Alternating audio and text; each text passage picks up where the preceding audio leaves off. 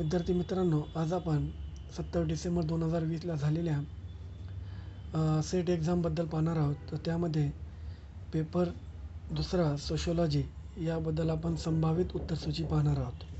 चला मित्रहो, आपण पाहूया. तर त्यामध्ये पहिला प्रश्न असा आहे की खालीलपैकी कोणते शहर हे वसाहतवादी धोरणेतून निवृत्तांचे नंदनवन ते जागतिकीकरणात आणलेल्या भारताचे सिलिकॉन व्हॅली म्हणून ओळखले जाते. तर याचं अचूक उत्तर आहे बँगलोर.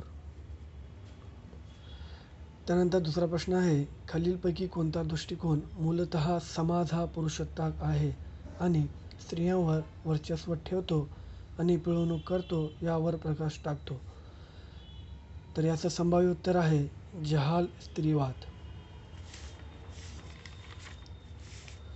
त्यानंतर तिसरा प्रश्न आहे, योग्य घटकांच्या जोड्या लावा. तर यामध्ये आपण पाहू शकतो की S C. Dube, S C. Roy, D N. Mujumdar आणि डॉक्टर एल्विन.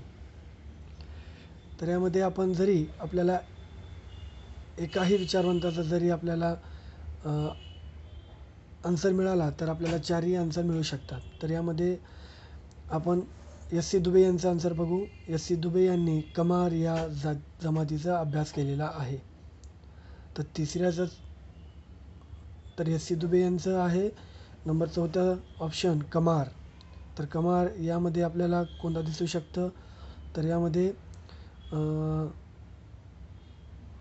नंबर 1 बरोबर. तर हे संभावित उत्तर होऊ शकतं.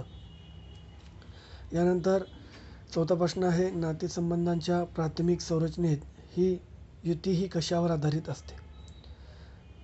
तर याचं उत्तर हे विवाहाचे सकारात्मक नियम हे असू शकतं.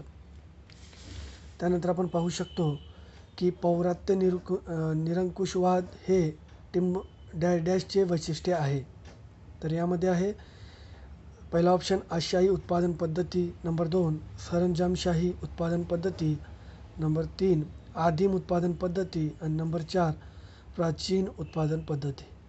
तर पौर्वात्य निरंकुशवाद याचं संभाव्य उत्तर ए असू शकतं.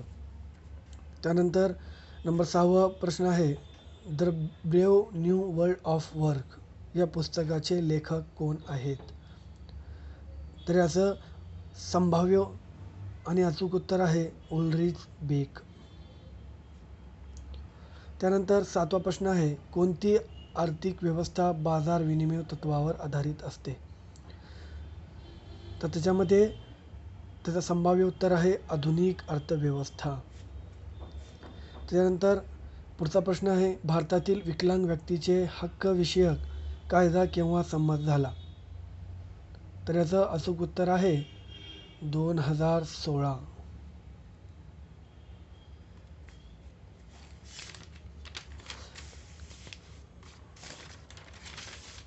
त्यानंतर पुढचा प्रश्न आहे, खाली 2 विधाने दिली आहेत त्यापैकी एक प्रतिपादन ए आणि दुसरे विधान कारण आहे. तर प्रतिपादन ए आहे, वयस्कांना सेवा आणि आधार देण्यास कुटुंब संस्था असमर्थ आहे. कारण दिलेलं आहे, कुटुंब आकाराने लहान झाली आहेत. तर याचं अचूक उत्तर येऊ शकतं बी. ए आणि आर दोन्ही बरोबर आहेत, पण आर हे एचे योग्य स्पष्टीकरण नाही. त्याच्यानंतर 10वा प्रश्न आहे, यादी 1 आणि यादी 2ची योग्य संकेताद्वारे क्रम लावा. तर यामध्ये यादी 1 आहे dynamics of cultural change, number 2 analysis of social change, Africa in social change आणि एशियन ड्रामा. तर मित्रांनो, आज इथे जरी आपल्याला एकही ऑप्शनचं उत्तर मिळालं तर आपल्याला बाकीचे उत्तरसुद्धा मिळू शकतात. तर यामध्ये डायनामिक्स ऑफ कल्चरल चेंज हे मेलोनोस्की यांचं यांचं बुक आहे. तर यामध्ये डायनामिक्स ऑफ कल्चर चेंजचं ऑप्शन आहे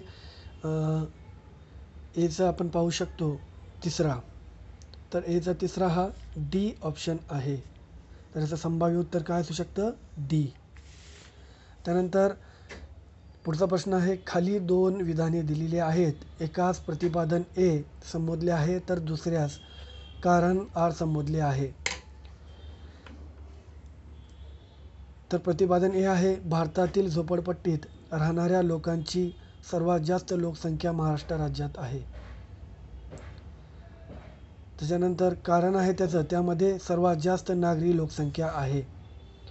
तर याचं संभाव्य उत्तर असू शकतं ए.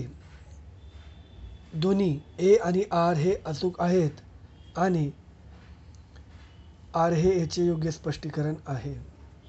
त्याच्यानंतर पुढचा प्रश्न पाहू शकतो, लोकसमुदाय आणि शहरी समुदाय या 2 समुदायामध्ये फरक कोणत्या मानवशास्त्रज्ञांनी केलेला आहे? त्याचं अचूक उत्तर आहे रॉबर्ट रेडफिल्ड. त्याच्यानंतर पुढचा प्रश्न आहे, डार्विनची कोणती संकल्पना सुचवते की काही सामाजिक वैशिष्ट्यांची भूमिका ही नैसर्गिक पर्यावरणात त्यांच्या अस्तित्वासाठी महत्त्वाची होती? तर याचं अचूक उत्तर आहे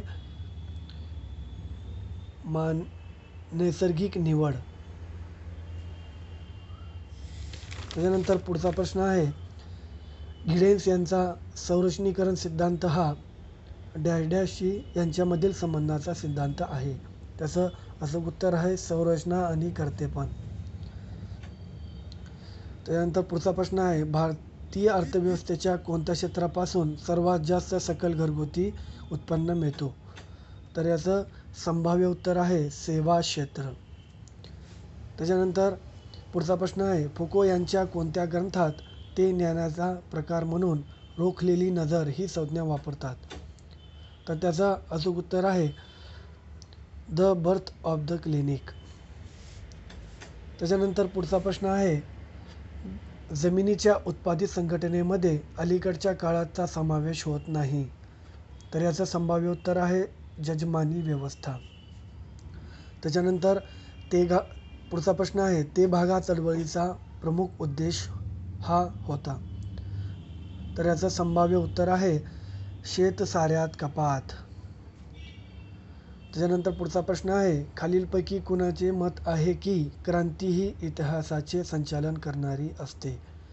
तर याचं अचूक उत्तर आहे कार्ल मार्क्स.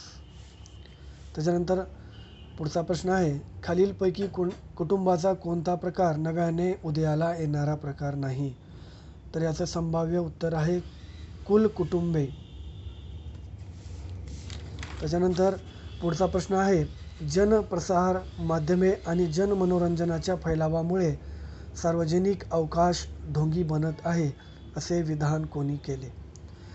तर याचं संभाव्य उत्तर आहे बी. Jurgen Habermas. त्याच्यानंतर कोणत्या राज्यामध्ये सर्वाधिक जंगल क्षेत्रफळ आहे? तर याचं अचूक उत्तर आहे मध्य प्रदेश. त्यानंतर पुढचा प्रश्न आहे, खुल्या प्रश्नाबाबत खालीलपैकी कोणते विधान बरोबर आहे? तर त्याचं संभाव्य उत्तर हे असू शकतं